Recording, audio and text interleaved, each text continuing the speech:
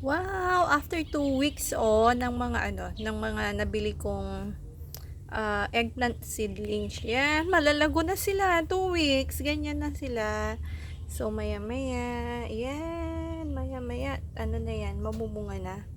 So, these are eggplants and ito yung mga sili.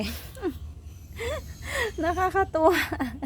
Dahil dati ang tangkad nila parang daliri ko lang, pero ngayon 1 foot na yung nila, height nila.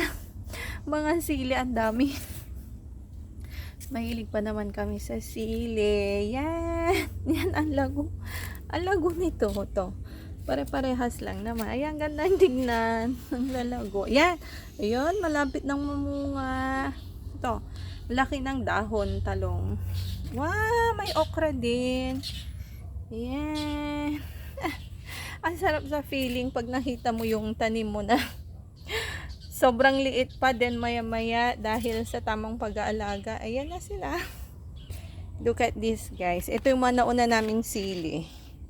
Ayan, laki na Parang kasi nag-start akong nagtanim nito bakasyon. So, wala pang 1 month. Ayan, sili namin. Ang laki na.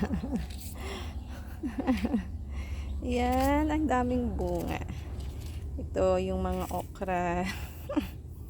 Nakakatuwa talaga.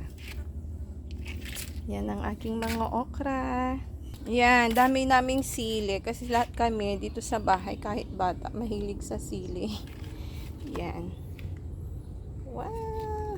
Then, eto, kasi takot kaming bumili ng talong sa bayan dahil puro spray. So, eto, yan. Kung gusto namin ng torta, yan na lang kami kumukuha. Ayan pa. Okay, ayan, talong. Kasi alam ko yung pagtanim ng talong, nagtanim kami noon, kung hindi mo isprayhan ng insecticide every 3 days or 5 days, ay mabubutas yung mga talong. So, parang nakakatakot bumili. Ito, hindi naman namin ni-sprayhan. So, ganyan lang. Yan, nakakakuha kami ng mga eggplant, okra. Ganda, nakakatuwa. Yan, may talong pa dito. Yan, di ba? Ang saya pag ganyan yung mga tanim. Yan. Siyempre, hindi lang puro halaman, kundi dapat din magtanim ng mga vegetables.